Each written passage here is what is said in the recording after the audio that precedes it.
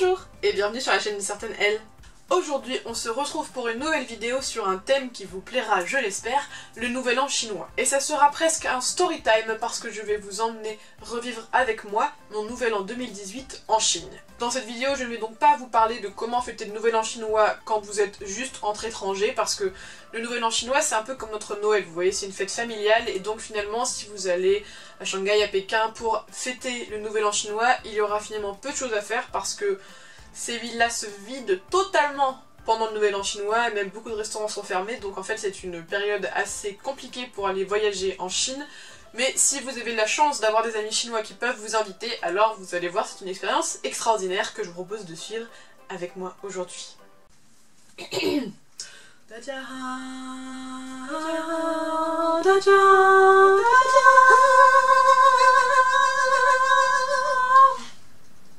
En 2018, alors que je faisais mon année scolaire en Chine, j'ai eu la chance d'être invitée par mon amie Tiffany à venir fêter le nouvel an chinois avec elle et sa famille, dans la région du Fujian, au sud-est de la Chine, dans la ville de Quanzhou.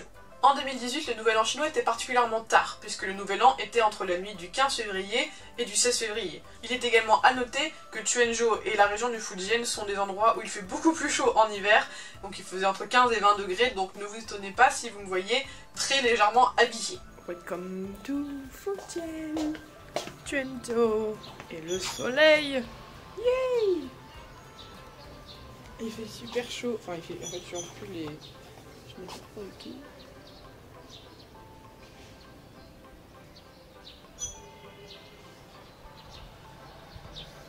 Yep. Aïe. Ah, sympa comme hiver. Étape numéro 1.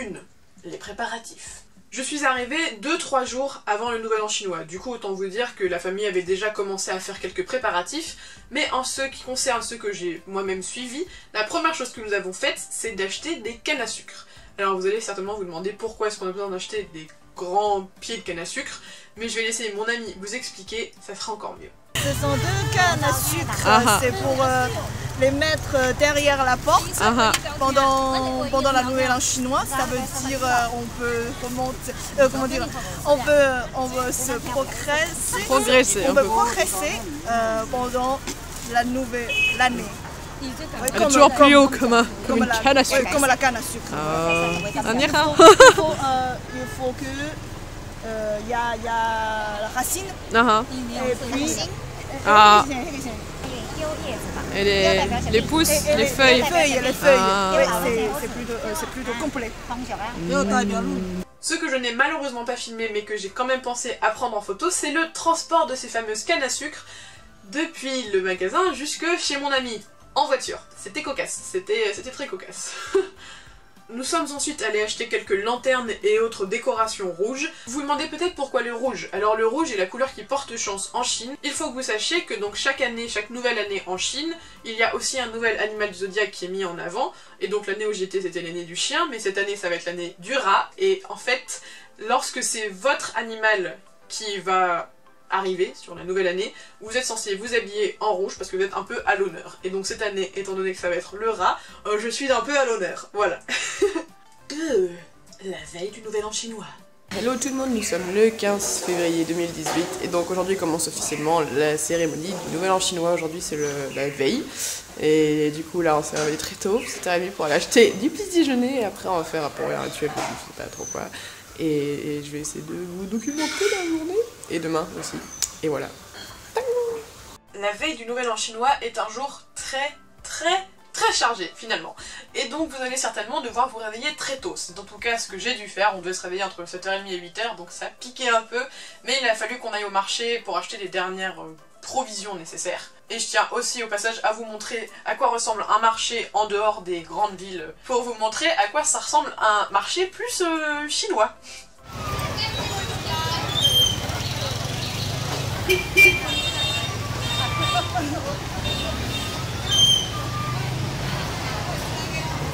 Ouais. Vous vous souvenez de ce que je disais dans la vidéo le nouvel an occidental en Chine que vous pouvez retrouver dans le petit i, sur les pétards et les feux d'artifice qui étaient interdits à Shanghai et dans beaucoup de grandes villes? Eh bien, Quanzhou ne fait pas partie de ces grandes villes.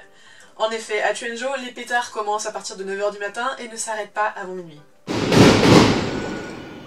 Je veux pas mourir.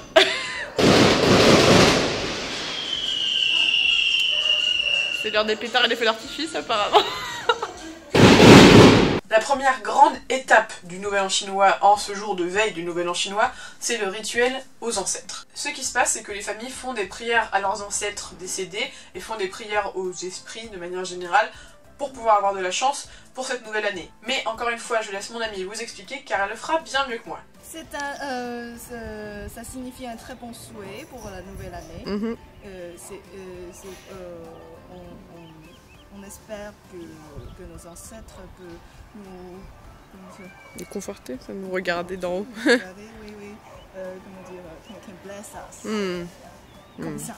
Très bien. Du coup, c'est quoi les papiers là? Il y a quoi dessus? C'est des papiers du bonheur, c'est des prières.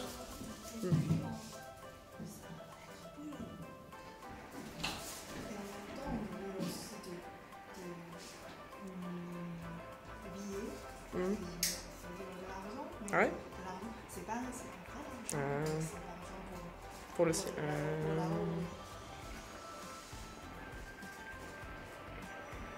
Là, on brûle les papiers. Un mélange de prières et de faux billets pour là-haut.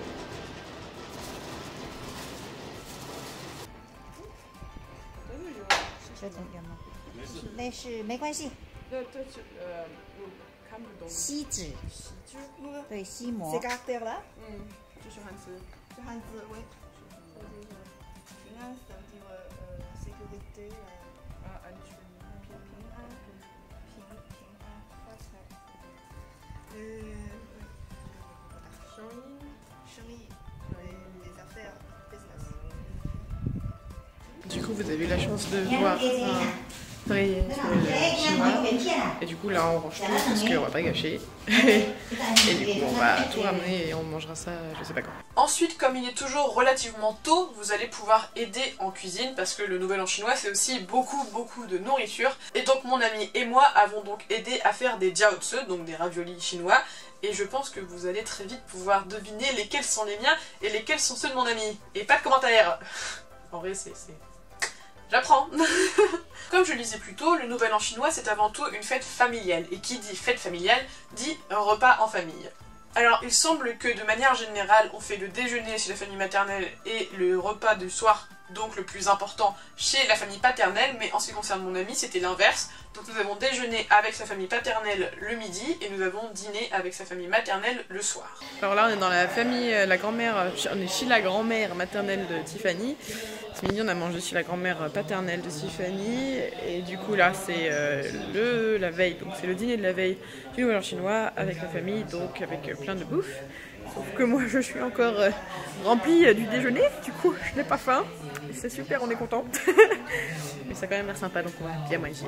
Et ensuite on se met tous devant la télé pour regarder sur l'une des chaînes principales de Chine l'émission du Nouvel An, qui est une grosse émission qui est faite tous les ans avec pas mal de sketchs, de spectacles et d'animations en tout genre, qui vont ensuite du coup durer jusqu'au Nouvel An. Et au Nouvel An on va tous dehors pour voir les feux d'artifice. Parce que encore une fois à Quanzhou c'est un peu différent de ce que je vous disais pour Shanghai, c'est qu'à Quanzhou on a le droit a priori de faire des feux d'artifice et du coup il y en a partout, c'est-à-dire que c'est tout le monde en fait qui fait un peu son feu d'artifice. Vous avez du coup un bruit monstre, mais c'est assez incroyable parce qu'on a pu monter sur son rooftop, enfin en gros sur son toit, et on avait les feux d'artifice qui nous entouraient, c'était presque un peu irréel, un peu flippant en même temps. Mais je dois dire que côté pollution, on voyait plus grand chose quand même, hein, tellement il y avait de la fumée.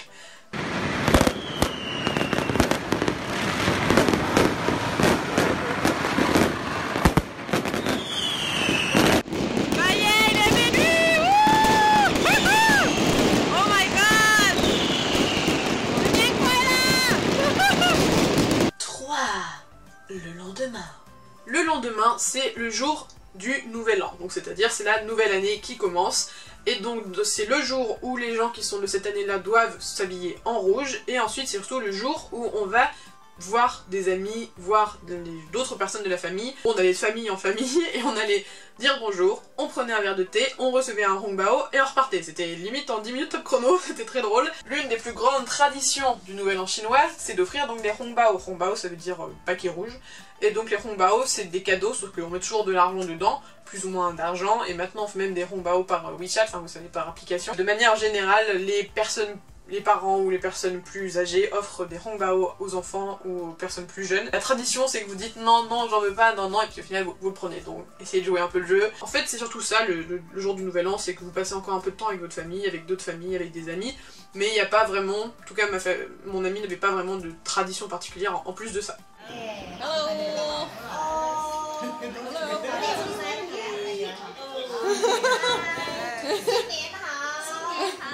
Je vous l'avais déjà dit dans la vidéo sur le Nouvel An occidental, mais donc en chinois pour dire bonne année, on dit Xin Nian Kuai Le. Ça veut dire nouvelle année, bonheur, en gros. Donc, Xin Nian Kuai Le. Xin Nian Kuai Le. Je vous souhaite à tous une très bonne année du rat de terre, je crois, ou rat de feu, je ne sais plus lequel arrive cette année. J'espère que si vous êtes en Chine ou si vous avez la chance d'aller en Chine, vous aurez la même chance que j'ai eu de pouvoir participer à un Nouvel An chinois. On a vraiment l'impression de faire partie de la famille, on a vraiment l'impression d'être... Enfin je sais pas, c'est vraiment une expérience très sympa et assez incroyable, je dois le dire. J'étais vraiment très contente d'avoir eu cette opportunité, donc je remercie encore mon amie Tiffany. Et voilà, c'est déjà la fin de cette vidéo. J'espère que la vidéo vous a plu. Si c'est le cas, n'hésitez pas à liker, à vous abonner et à commenter, ça fait toujours plaisir et je réponds à tout le monde. On se retrouve la semaine prochaine, mercredi à 18 h pour une nouvelle vidéo. Et sur ce, zaijian! Oui, je la joue facile aujourd'hui.